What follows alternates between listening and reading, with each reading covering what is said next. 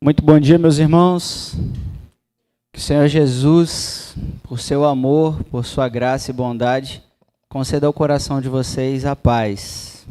A paz que este mundo não pode dar, mas que Ele oferece graciosamente e poderosamente. Que o Senhor dê paz a todos vocês, meus irmãos. A gente vai ter um momento hoje de leitura aqui da Palavra de Deus, a nossa reflexão. Depois nós teremos a ministração da ceia do nosso Senhor. E aí também um momento para a gente possar os nossos irmãos e irmãs aí que se dispuseram a servir nesse ano de 2023, que eles tenham todo o poder e a bênção de Deus para exercer as suas funções. E que a igreja coopere com esses irmãos. Amém?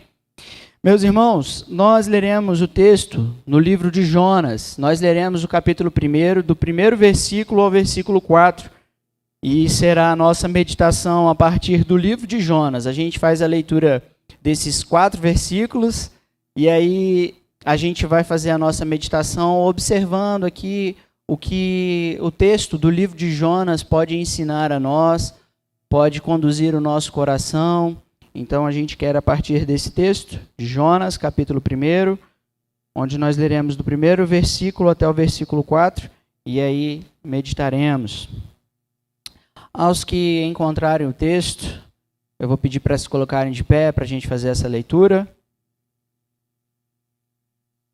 Na igreja, a gente fica de pé, senta, fica de pé, senta. É bom que tonifica a nossa panturrilha, né? Fica com a coxa aí exercitada de manhã. Aqueles que puderem se colocar de pé, a gente faz a leitura do texto de Jonas. Capítulo 1, do primeiro versículo ao versículo 4, está escrito, palavra de Deus. Veio a palavra do Senhor a Jonas, filho de Amitai, dizendo: Dispõe-te, vai a Nínive, vai à grande cidade de Nínive, e clama contra ela, porque a sua malícia subiu até mim. Jonas se dispôs, mas para fugir da presença do Senhor, para Tarsis, e tendo descido a Jope, achou um navio que ia para Tarsis. Pagou, pois, a sua passagem e embarcou nele para ir com eles para Tarsis, para longe da presença do Senhor.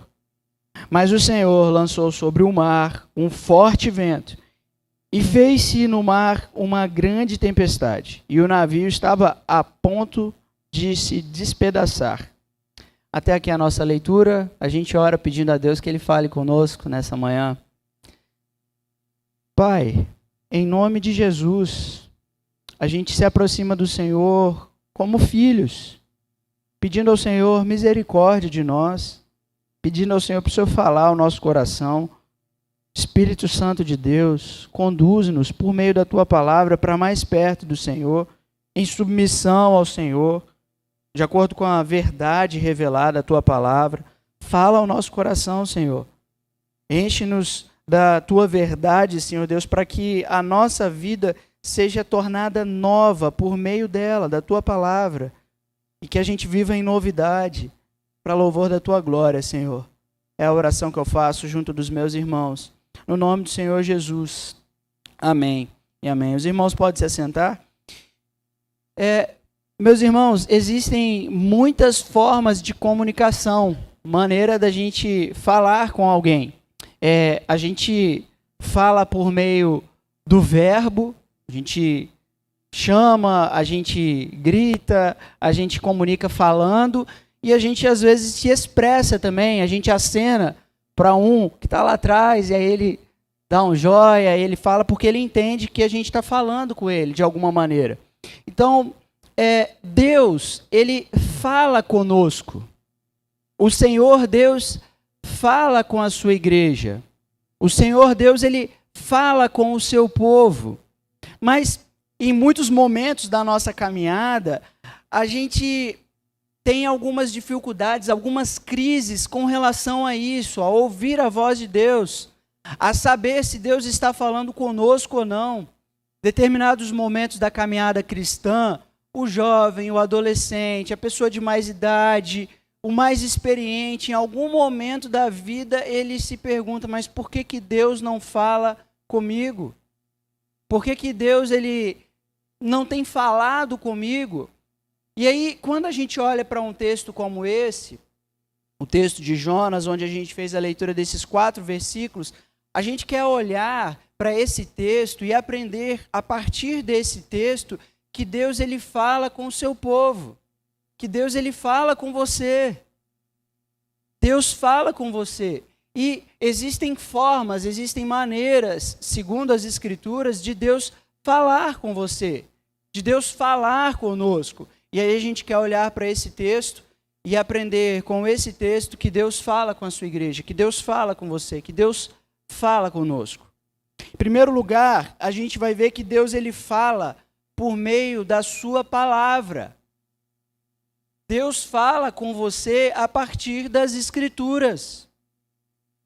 Deus fala com você a partir da Bíblia Sagrada. E é de uma maneira objetiva. É de uma maneira clara. Você entende, você não precisa ir para o seminário para aprender se Deus está falando com você ou não. É objetiva, é clara a maneira como Deus fala conosco a partir das Escrituras, a partir da palavra de Deus. Olhe para o primeiro versículo que nós fizemos a leitura. A gente tem aí o texto dizendo: veio a palavra do Senhor a Jonas, filho de Amitai, dizendo, versículo 2, dispõe-te e vai à grande cidade de Nínive e clama contra ela. Meus irmãos, é objetivo e claro a palavra de Deus em relação ao que ele queria de Jonas. É evidente o que o Senhor queria de Jonas. Ele não precisava consultar um teólogo, ele não precisava consultar um irmão para saber se o que Deus queria dele era aquilo mesmo. O texto bíblico, quando diz, a expressão que diz, veio a palavra do Senhor a Jonas, é que Deus falou com ele de maneira clara, objetiva, e ele poderia compreender aquilo e fazer aquilo que Deus queria. O que Deus queria da parte dele. Mas a gente olha para o texto e vê que Jonas sabia muito bem o que Deus queria, mas ele faz totalmente contrário. Ele tem uma outra postura no texto. A gente lê o livro de Jonas e a gente vai percebendo que Deus fala de maneira objetiva, de maneira clara com ele. Queria que você olhasse para o capítulo 3, por exemplo. O primeiro versículo, o que a gente tem nesse texto. Capítulo 3, novamente, veio a palavra do Senhor, segunda vez a Jonas, dizendo. E aí o versículo 2 vai mostrar para a gente o que o Senhor queria para Jonas. O que ele queria da parte do Jonas. De maneira clara, objetiva. O Senhor verbaliza. E aí eu queria que você pensasse o seguinte. É o Deus Todo-Poderoso, o Criador dos céus e da terra, vindo a nós e falando conosco. Vindo a nós e falando com Jonas de maneira inteligível. De maneira que Jonas podia compreender, entender. Porque Deus fala conosco dessa forma. Deus nos ensina. Deus fala com a gente de maneira que a gente pode compreender, entender o que Ele quer. E Ele falava dessa forma com Jonas. Olha no capítulo 4, o versículo 4, que o texto mostra para a gente. E disse o Senhor. E Deus fala de maneira inteligível, clara, compreendível. E Jonas entende o que ele quer. Capítulo 4 ainda, versículo 9. Então perguntou Deus a Jonas. No versículo 10, Deus novamente falando, tornou o Senhor a dizer a Jonas. A gente olha para esse texto e percebe que Deus fala de maneira clara e objetiva por meio da sua palavra ao Jonas. E aí o texto mostra isso para a gente, como vem a palavra de Deus para Jonas. Mas como que a gente aplica isso na nossa vida hoje? Ok, a gente olhou para o texto, a gente viu o texto, nos ensinando que Deus fala de maneira objetiva, mas Deus falou com Jonas. E comigo, pastor? Como que funciona? Eu não tenho ouvido a voz de Deus igual Jonas, Não veio a palavra de Deus assim, Deus falou comigo da mesma forma que falou com Jonas. Meu irmão, minha irmã, Deus fala com você assim como ele falou com Jonas. Ele fala com você. Por exemplo, quando as escrituras dizem para você fazer o bem, é Deus falando com você o que deve ser feito, porque a sua natureza, ela não é inclinada a fazer o bem. A natureza minha e sua, a natureza da humanidade, conforme o livro de Gênesis, capítulo 6, vai nos ensinar que o homem é perverso, continuamente perverso. Essa é a natureza do homem depois da queda. Então, as escrituras vão educar o seu coração, vão educar o meu coração. Então, Deus fala com você por meio das escrituras, por meio da palavra, de maneira objetiva. Mas quando Deus diz para você fazer o bem, e você já sabe, assim como Jonas, e você não faz, você faz a mesma coisa que o Jonas fez, vai para o outro lado. Se Deus mandou para cá, a gente vai para lá, vai para outro lado. Como as escrituras mostram para a gente, por exemplo, sobre ser santo, desenvolver uma vida de santidade. A santidade, ela é diferente da salvação, meus irmãos. Quando as escrituras falam de salvação, elas não estão falando necessariamente e pontualmente também de santidade. Porque salvação é um ato único, exclusivo, na cruz de Jesus Cristo. Ele salva pecadores, ele salva os eleitos. Agora, a santidade é um processo que se desenvolve na vida cristã e precisa tanto da graça de Deus, do poder do Espírito Santo, quanto a nossa disposição para fazer aquilo que a palavra de Deus diz. Então, ser santo, objetivamente, é algo que Deus já falou com a igreja, já falou com você, já falou comigo. Por exemplo, abster-se de imoralidade. As cartas do apóstolo Paulo, elas ensinam muito a igreja de Corinto, por exemplo, e as igrejas de Colossos, entre outras, sobre a abstenção da imoralidade. E a palavra ali, imoralidade, tem a ver com questões sexuais mesmo.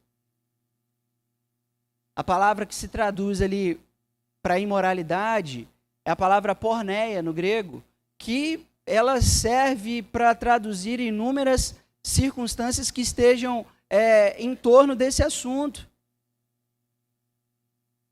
E Deus não fala com você? Sabendo você que você precisa abster-se da imoralidade? Deus não fala? Ou Deus fala e, da mesma forma que Jonas, você se dispõe a fazer outra coisa, apesar de conhecer, apesar de saber. Meus irmãos, nada muda o fato de que a palavra de Deus veio a Jonas.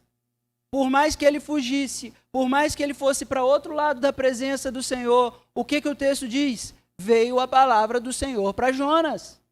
Jonas tem a palavra, ele sabe o que fazer, só não faz. Só não faz. O texto nos ensina, por exemplo, as escrituras sagradas nos ensinam a honrar pai e mãe.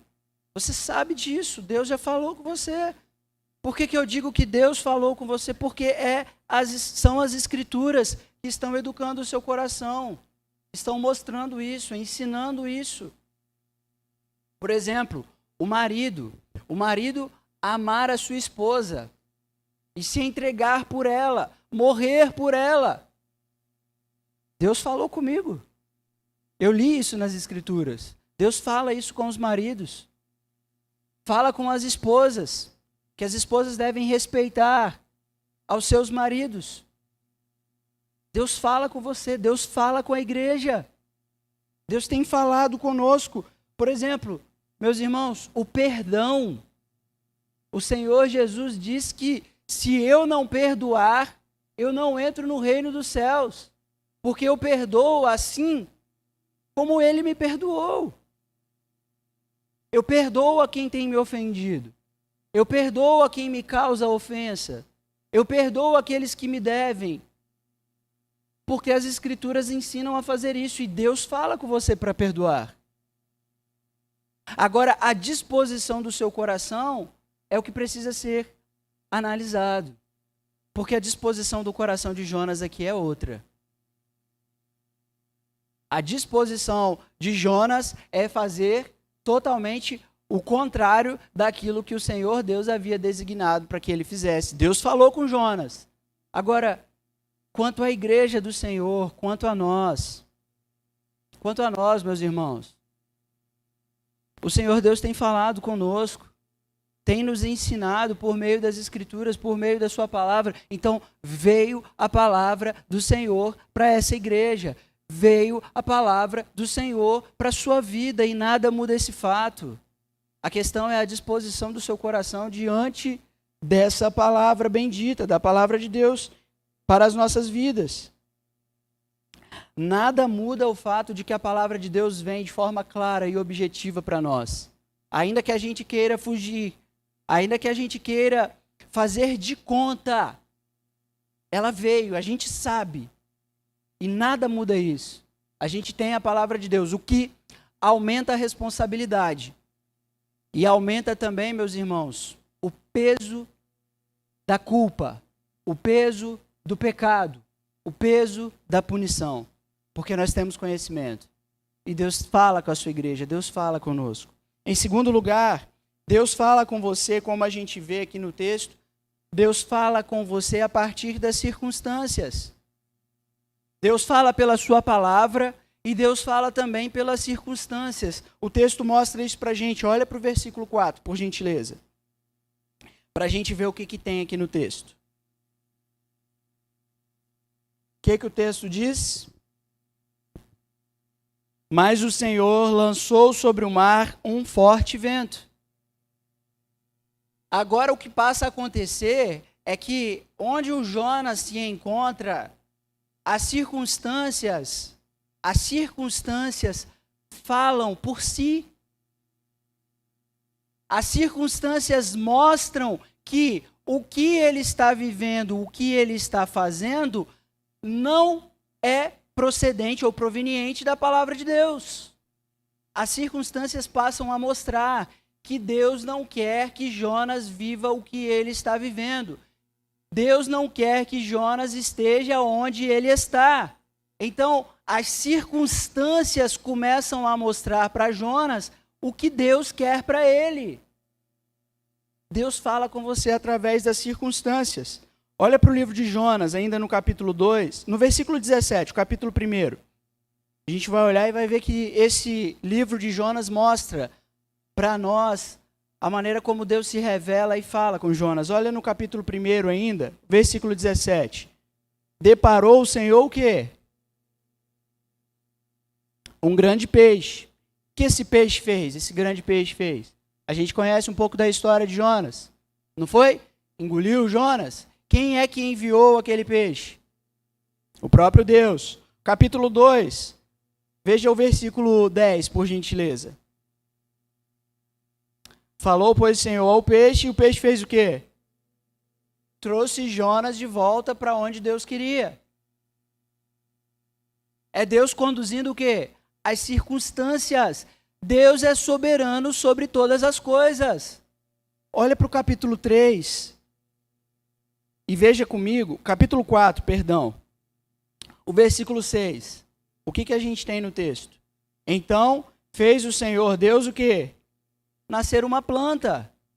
No versículo 7, o que a gente tem? Mas Deus, no dia seguinte, o que ele fez? Ao subir da alva, enviou o quê? Um verme, para poder acabar com aquela planta. O versículo 8 mostra o que para a gente? Deus mandou um vento calmoso, oriental, o sol bateu na cabeça de Jonas, de maneira que ele quase morria de calor. Era Ribeirão? Quem é que conduz as circunstâncias? Quem é que domina sobre todas as coisas? É Deus.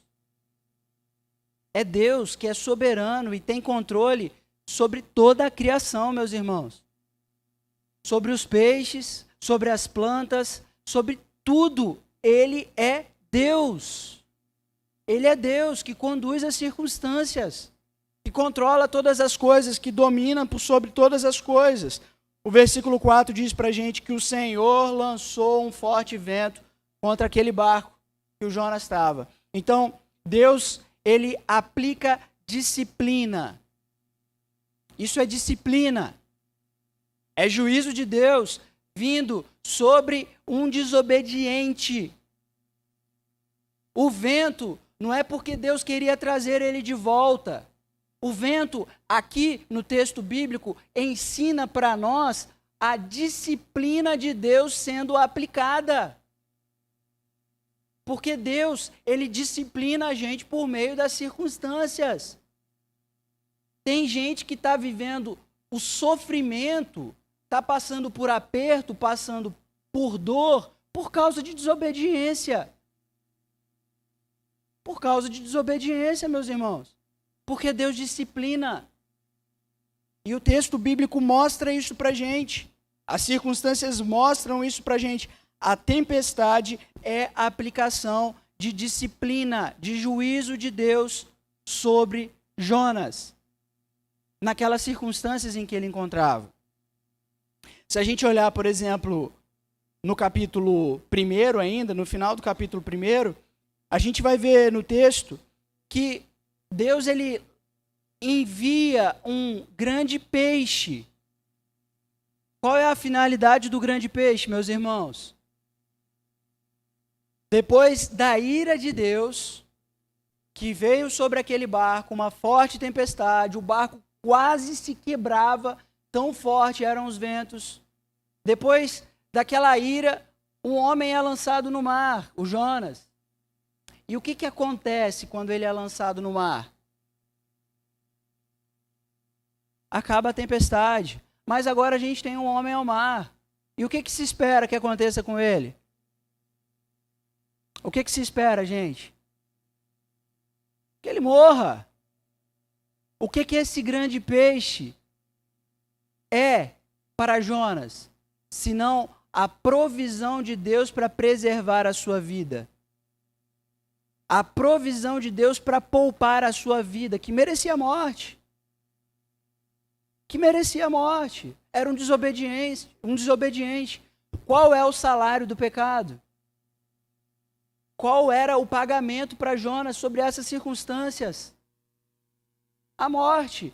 Mas Deus, pelas circunstâncias, preserva a vida de Jonas. Poupa a vida desse homem. Ele tem a sua vida poupada e é Deus falando com ele. É Deus falando com ele. É Deus manifestando disciplina sobre a vida dele. É Deus poupando a vida dele quando ele merecia a morte, quando ele merecia estar experimentando o juízo final. E Deus preserva a vida dele. Deus poupa a vida dele. E aí, a gente termina o capítulo 2 do livro de Jonas com aquele grande peixe liberando ele na praia. Que praia? A praia de Nínive. Onde ele tinha que estar para fazer o quê? Para cumprir a missão. Deus restaura Jonas e coloca ele no lugar onde ele devia estar para fazer o quê? Para cumprir a missão que Deus quer. Deus fala com a gente, ele coloca a gente nos lugares onde ele quer para que a gente cumpra o quê? A sua missão, o seu propósito, para que a gente faça a sua vontade. Para que a gente faça a sua vontade. Meus irmãos, Deus, ele é soberano sobre as circunstâncias. Ele fala conosco por meio da sua palavra e ele fala conosco por meio das circunstâncias, daquilo que acontece no nosso cotidiano, no nosso dia a dia. Ele disciplinou Jonas, ele poupou a vida de Jonas, ele enviou Jonas para a missão. Esse é o Deus soberano que fala conosco, que se revela a nós. Deus, ele nos disciplina, meus irmãos, mas ele nos disciplina por amor, assim como ele fez a Jonas. Deus, ele preserva, ele poupa a nossa vida também por amor, assim como ele fez com Jonas.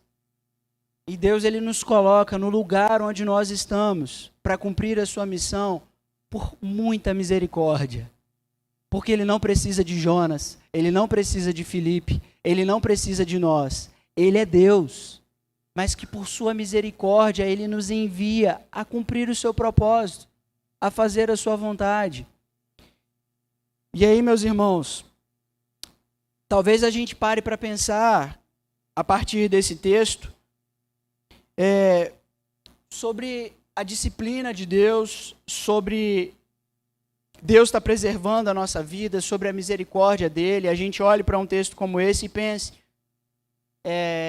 o quanto a gente às vezes vacila, se dispõe a fazer o contrário da vontade de Deus. Mas aí, a carta aos Hebreus, capítulo 12, o texto vai nos ensinar que a gente precisa amar a disciplina. Porque Deus, ele corrige apenas a quem ele tem amor, apenas a quem ele ama.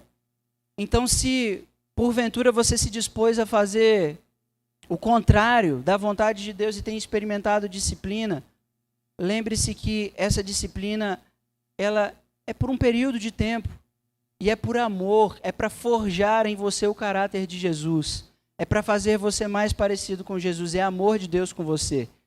Ele poderia simplesmente esquecer a sua vida dentro de um barco, esquecer a sua vida no porão de um barco, mas não, ele te disciplina, ele te traz de volta, ele preserva a sua vida, ele te envia para a missão. E eu quero te dizer que tudo isso está revelado na cruz. É na cruz de Jesus Cristo que tudo isso está revelado. O amor de Deus e a compaixão de Deus para com as nossas vidas. Porque Jesus, que foi obediente em cumprir a missão, ele experimentou a disciplina amarga, a ira amarga de Deus naquela cruz.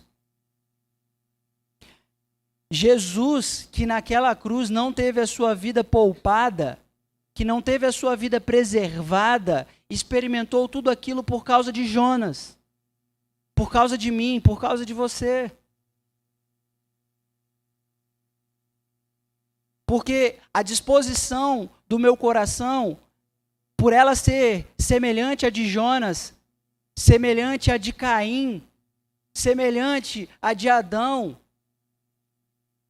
disposto a fazer o contrário à vontade de Deus, é que Jesus não tem a sua vida poupada, é que Jesus não tem a vida preservada, para que ele, morrendo no meu lugar, eu possa então receber vida, e vida com Deus, para que a minha vida seja preservada, para que a minha vida seja poupada, um tem que morrer, para que a ira de Deus seja aplacada, um tem que morrer, senão Deus não seria justo.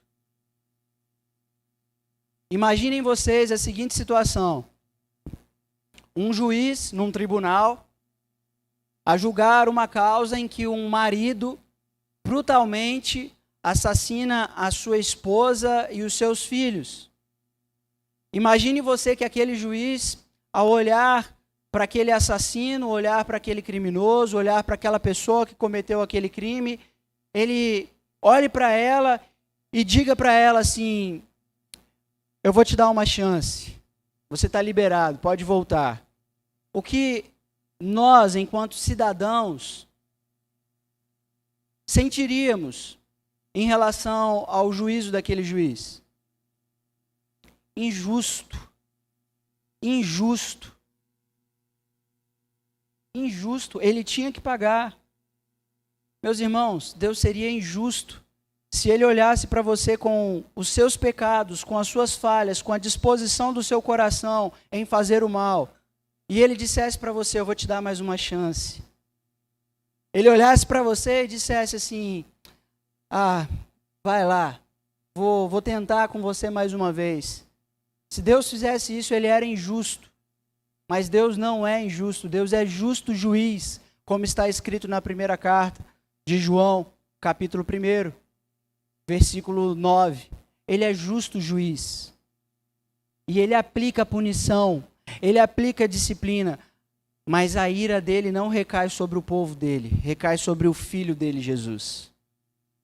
Para que o povo dele, a igreja dele fosse poupada, preservada em vida, para cumprir a missão, Jesus nos substitui naquela cruz. Ele não tem a vida poupada. ele não tem a vida preservada, como está escrito.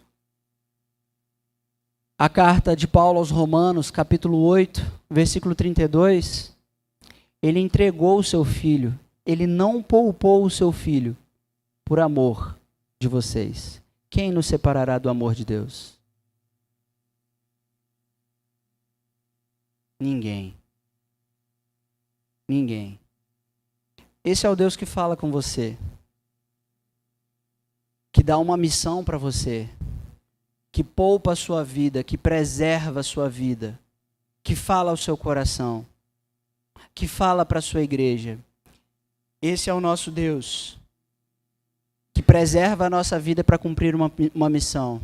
Agora, onde você está hoje, ouvindo a voz de Deus, meu irmão, minha irmã, lembre-se do que Cristo fez por você.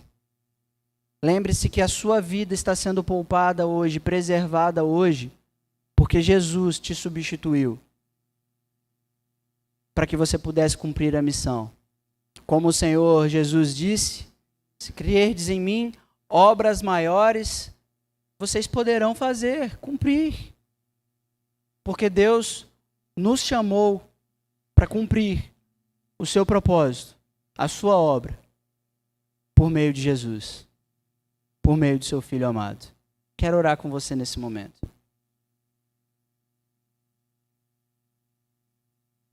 Deus fiel,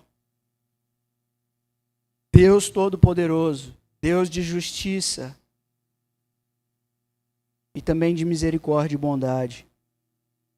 A igreja está reunida aqui nesse domingo pela manhã e ouvindo a tua palavra, lendo a tua palavra, desejando ouvir a tua voz. E por ouvir a tua voz a gente quer pedir, Deus, que a disposição do nosso coração seja mudada. Que a disposição do nosso coração seja transformada. Que haja em nós sensibilidade para cumprir, Deus, a tua palavra. Deus, em nome de Jesus, o Senhor não nos convidou para essa manhã em vão. Nós não estamos aqui, Senhor Deus, à toa. Nós estamos aqui, Senhor Deus, é para ouvir a tua voz. E por ouvi-la, Senhor Deus, em nome de Jesus, a gente quer se submeter ao Senhor e fazer a tua vontade, pois tu és Deus que fala ao nosso coração por meio da tua palavra e também das circunstâncias, pois tu és soberano sobre todas as coisas. Deus, seja bendito o teu nome, seja glorificado o teu nome, porque no teu amor, Deus, as nossas vidas são poupadas aqui. A tua misericórdia se renova, Senhor Deus, sobre nós, e nós te louvamos por isso. A gente quer te agradecer e te bendizer, Deus, pelo teu bom cuidado, pelo teu fiel cuidado com a tua igreja. Nós oramos, Pai amado, em nome do Senhor Jesus. Amém e amém. Meus irmãos, a gente passa agora para um momento especial da igreja do Senhor Jesus, a Santa Ceia. Eu queria convidar aqui os presbíteros, por gentileza.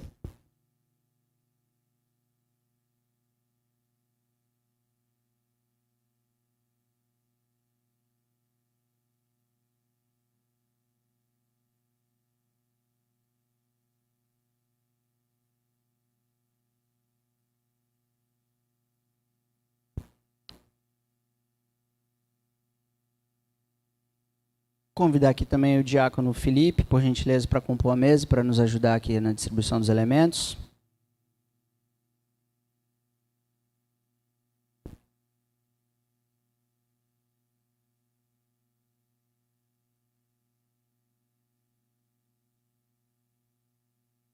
Meus irmãos, essa aqui é uma mesa especial.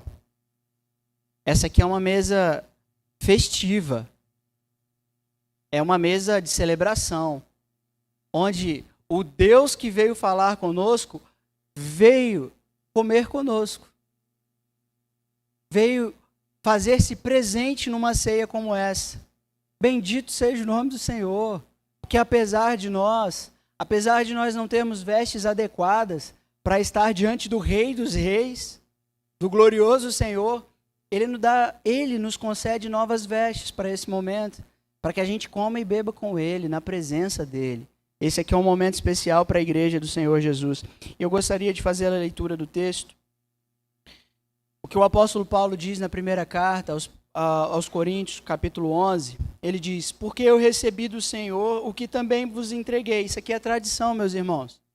Tradição da igreja. O que o apóstolo Paulo recebe, ele então passa adiante. O que a gente está fazendo aqui hoje é o que o Senhor Jesus instituiu. Ele designou que nós fizéssemos isso, então a gente está fazendo o que ele mandou, comendo e bebendo aqui nessa mesa. Porque eu recebi do Senhor o que também vos entreguei, que o Senhor Jesus, na noite em que foi traído, tomou o pão, e tendo dado graças, o partiu e disse: isto é o meu corpo, que é dado em favor de vós. Fazei isto em memória de mim. Por semelhante modo, depois de haver ceado, tomou também o cálice, dizendo: este cálice é a nova aliança no meu sangue. Fazei isto todas as vezes que beberdes, em memória de mim. Porque todas as vezes que comerdes este pão e beberdes o cálice, anunciais a morte do Senhor, até que ele venha. Nós anunciamos a morte do Senhor, meus irmãos, até que ele venha, porque ele está vivo. Porque ele está assentado à direita de Deus Pai, reinando, triunfante, glorioso, é o nosso Senhor, por quem nós esperamos. E o que nós ouvimos aqui do texto de Jonas, a nossa meditação, é que nós sabemos que ele morreu em nosso lugar, mas a morte não pôde conter um homem obediente, fiel ao Senhor. Ele ressuscitou ao terceiro dia, está sentado à direita de Deus Pai, é o glorioso Senhor que nós celebramos na presença dele. Essa aqui é uma mesa especial. É uma mesa onde aqueles que verdadeiramente entendem, que têm a disposição do coração para fazer o que é mal, para não ser obediente a Deus, para fazer o contrário da vontade de Deus. Essa mesa é para quem entende que tem esse coração, mas que apesar de ter esse coração, recebeu graça e misericórdia quando Jesus, na cruz, morreu por si. Essa mesa é para os humildes. Essa mesa é para os simples. É para aqueles todos que são iguais no reino de Deus. Todos os irmãos, os que receberam o amor de Jesus. Então, meus irmãos, a gente vai ter a distribuição desses elementos. A gente vai orar dando graças por tê-los, por ter essa bênção. A gente tem aqui esses elementos.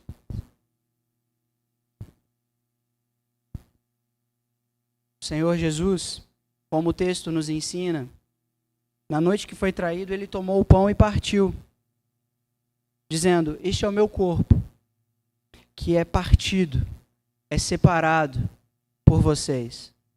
O que acontece na cruz é a separação do Senhor Jesus do próprio Deus. É quando ele é abandonado, ele é deixado em favor de nós. Semelhantemente, o Senhor Jesus, ao fazer isso, ele toma um cálice e apresenta aos seus discípulos o vinho. E quando ele mostra aos seus discípulos que estão habituados à Páscoa, que estão acostumados a ver o cordeiro sendo sacrificado, habituados ao sangue que é derramado, o Senhor Jesus então levanta aquele cálice e diz: este cálice é a nova aliança no meu sangue. Ou seja, não precisa mais de derramamento de sangue, não precisa mais de cordeiro, porque o Cordeiro de Deus está aqui para morrer no lugar de vocês, para entregar o corpo no lugar de vocês, para derramar o sangue de você, por vocês, para que vocês sejam purificados. Então o Senhor Jesus diz: comam e bebam. Meus irmãos, os elementos serão distribuídos. Vocês, por gentileza, eu peço que tomem o pão, tomem o cálice, e esperem para que a gente possa comer e beber juntos. Amém? Vou convidar aqui o louvor, por gentileza.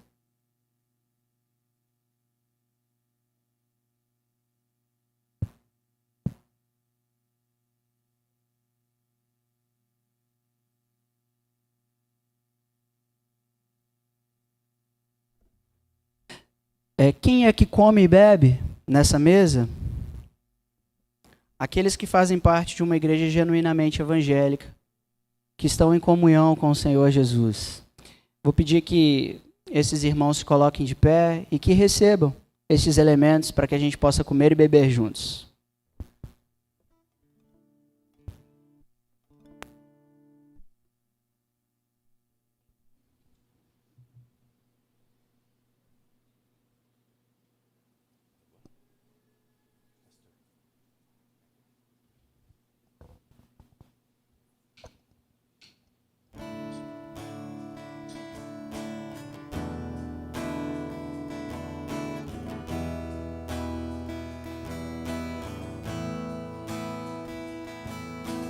Seja bendito o Cordeiro que na cruz por nós padeceu. Seja bendito seu sangue que por nós pecadores verteu. Eis que no sangue lavado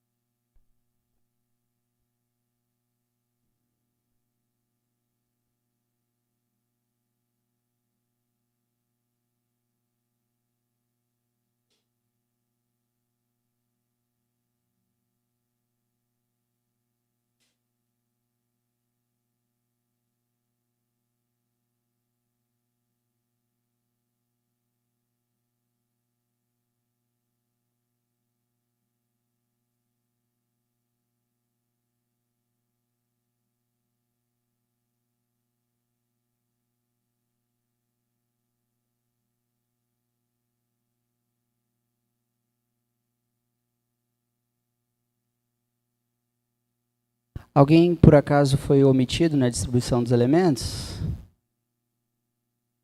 Todos receberam? Oremos, meus irmãos.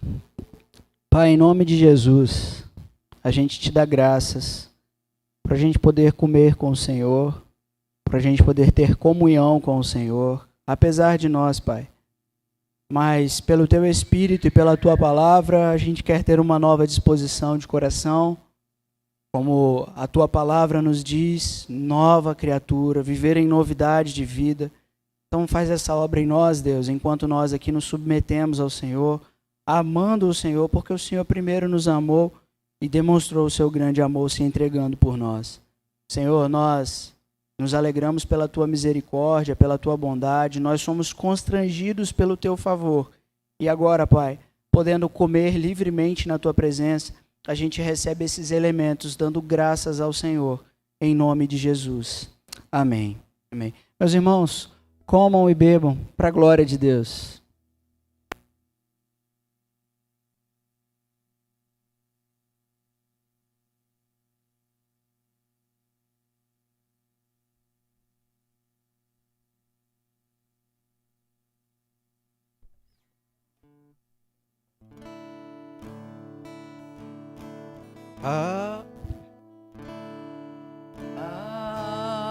Alvo mais que a neve, alvo mais que a neve, se neste sangue lavado, mais alvo que a neve. Amém.